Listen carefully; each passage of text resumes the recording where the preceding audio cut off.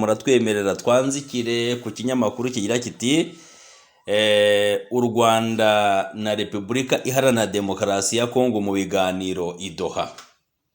Bigenze bite? Ni iki kibaye kugira ngo u Rwanda rwisange mu biganiro n'igihugu cya Repubulika Iharanira Demokarasi ya Kongo i Doha?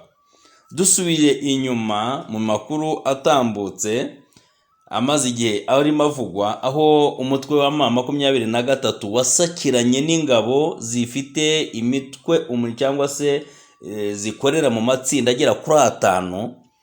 Ayo matsinda irya mbere ni igisirikare cy'igihugu FARDC, igisirikare cyari gifite ibikoresho n'imyitozo igezweho. Iki gisirikare kikaba cyari gifatanyije na FDLR.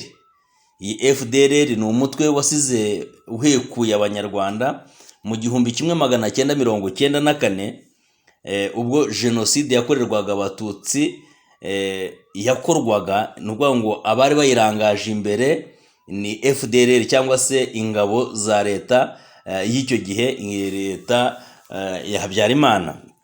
Izi ngabo rero zahungiye muri Kongo arizo zitwa FDLR.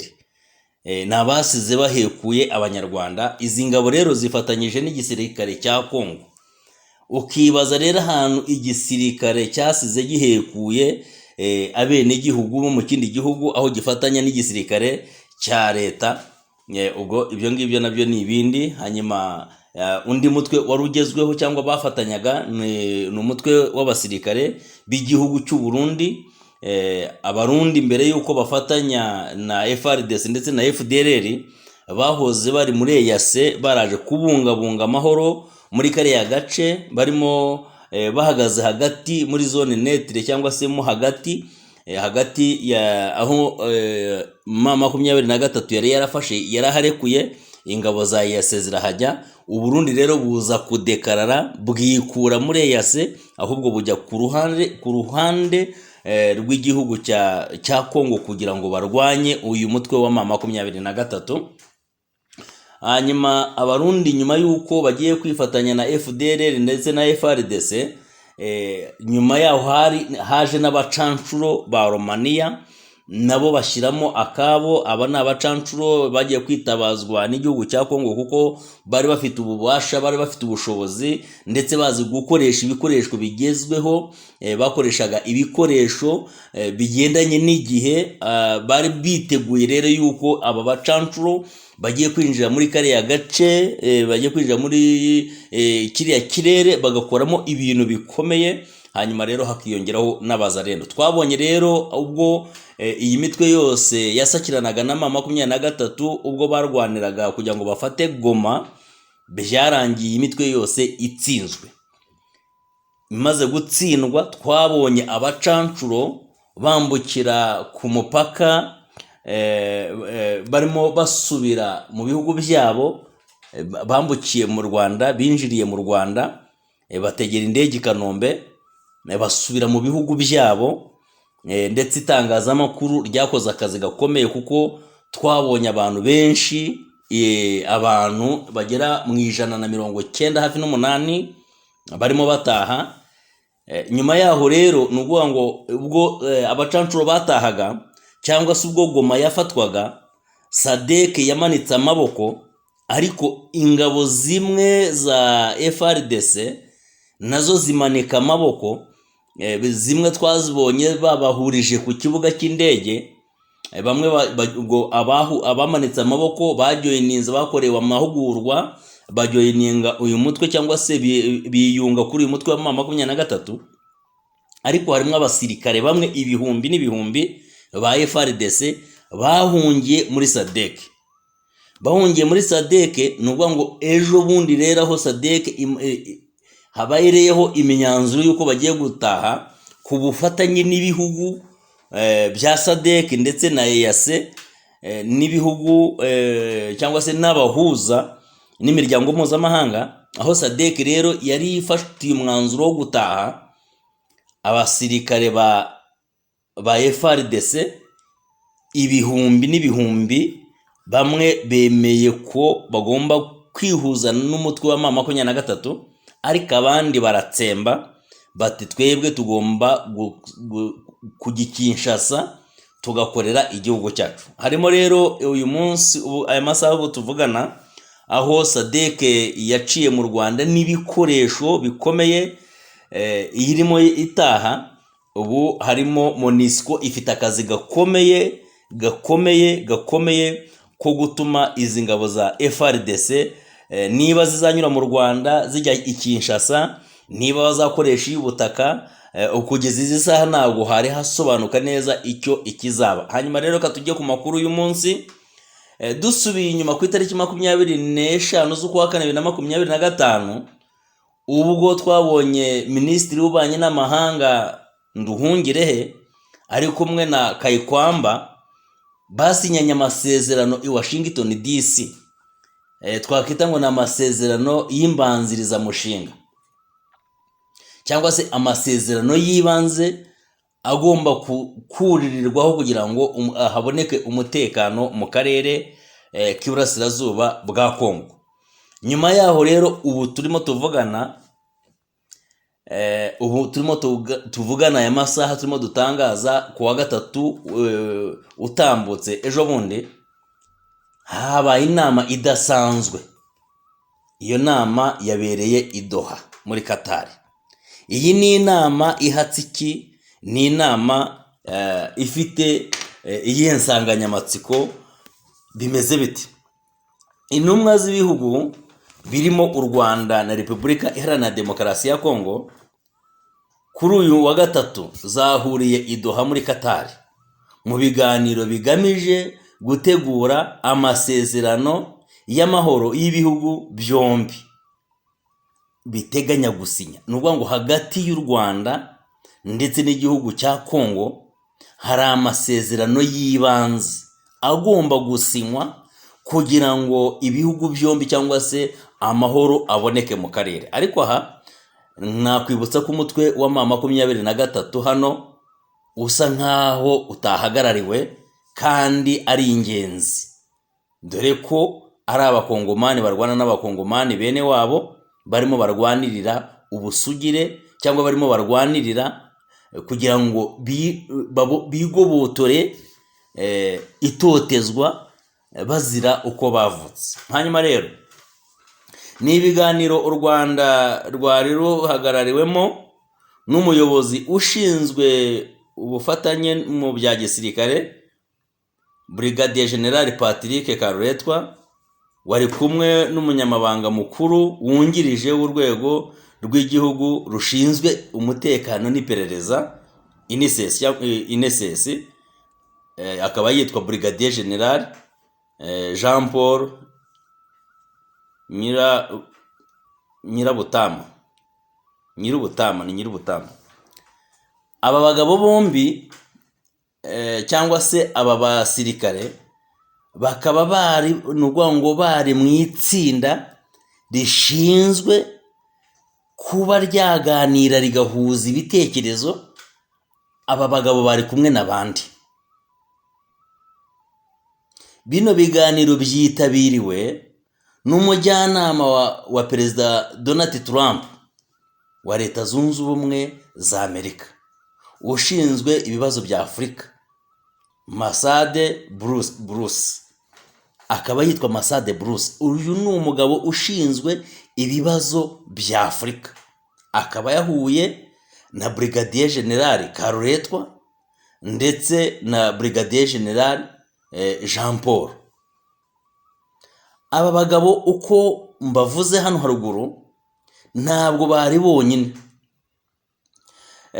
Nuvuga ngo bano bagabo uko bahuriye i Qatar, uhagarariye Perezida Nyansimbe wa Togo nawe yari ahari. Siwe wenyine kandi Nyansimbe uyu nguyu wa Togo EU iherutse kumushyira kuri uyu mwanya kugira ngo abo muhuza hagati y'u Rwanda na Kongo. Byumvikane neza ko uyu muhuza yagombye kuba ari muri iyi nama kugira ngo amenye umuzi, imva n'imvano y'aya makimbirane arimo abera muri kariya gace.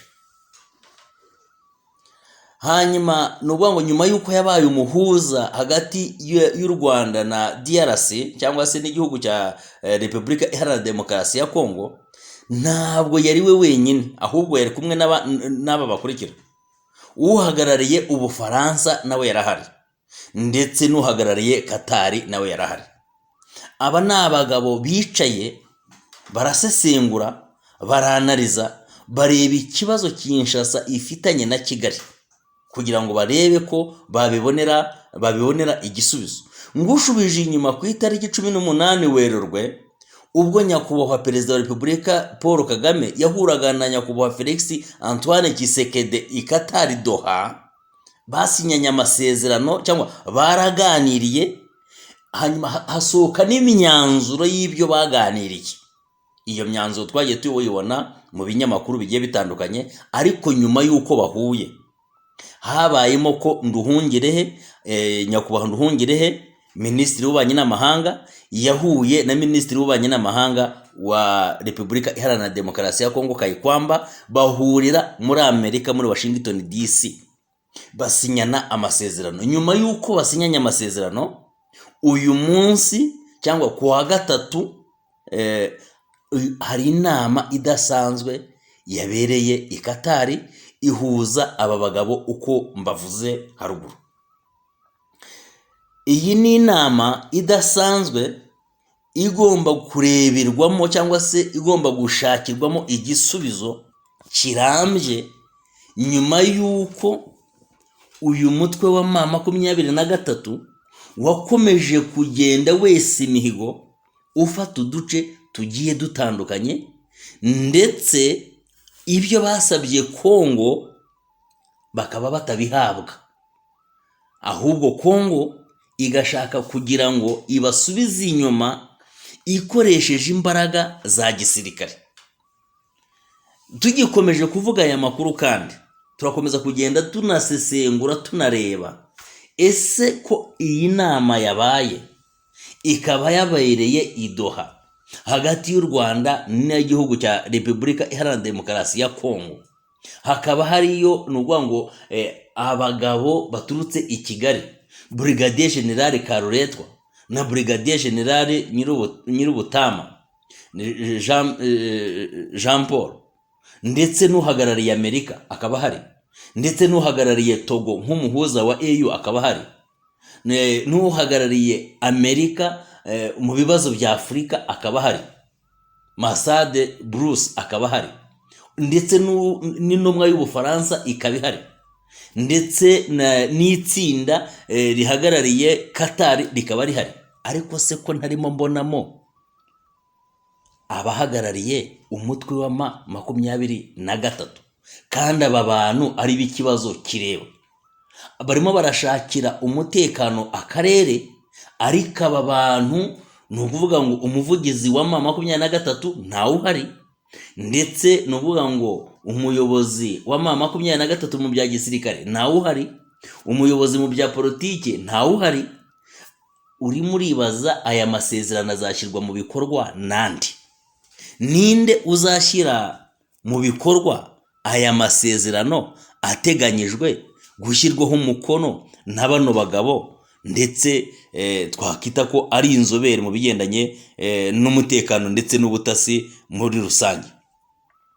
Aha rero hari ikibazo gikomeye, aho ndimo mbona ko hakagombye kureberwa kure mu ndorerwamo nini ko iyi nama ihuza igihugu cy'u Rwanda, dore ko cyakomejwe n'uvuga ngo u Rwanda rwakomeje gushinjwa ko ruri inyuma y'umutwe wa M23, kandi M23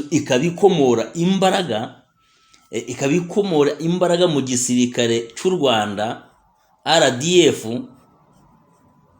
RDF rero ikaba ari isapotinga umutwe wa M23. Hanyuma uyu mutwe ukaba warananiye ibi bihangange birimo Abarundi, Abacancuro ba Romania, FDLR na FRDC, Wazalendo na Maimai Nyatura ndetse n'indi mitwe.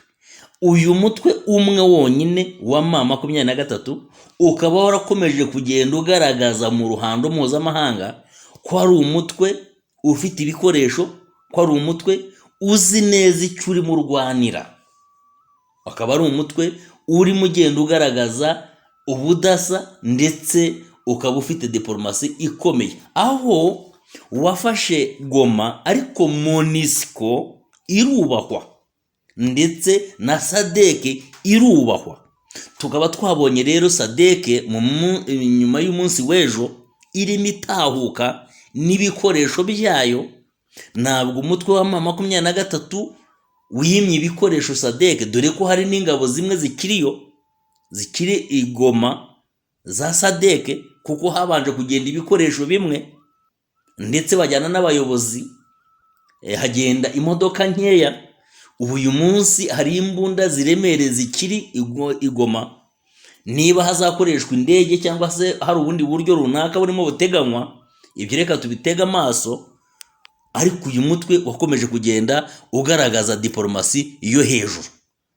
Twanabonye abayobozi b'ingabo za Mali ndetse na Tanzania na Afurika y'Epfo, abajenero, aho baganiraga n'umuyobozi mukuru mu bya gisirikare General Sultan Makenga, barimo baganira imikoranire, bibaza ese bakorana bate kugira ngo basane n'ikibuga, basenyanye amasezerano yo gusana ikibuga ndetse no kugira ngo ibikoresho byabo bizacurwe, dore ko mu minsi yabanje M23 yari yarabateye utwatsi ko icyafatiwe ku butaka bwa Kongo ari icy'abakongomani kitagomba gusohoka, ariko byaje kurangira ya mikoranire myiza y'ingabo biza kugaragara ko mu bikoresho byaje harimo ibikoresho by'ibihugu biharanira amahoro no kwishyura kwizana kwa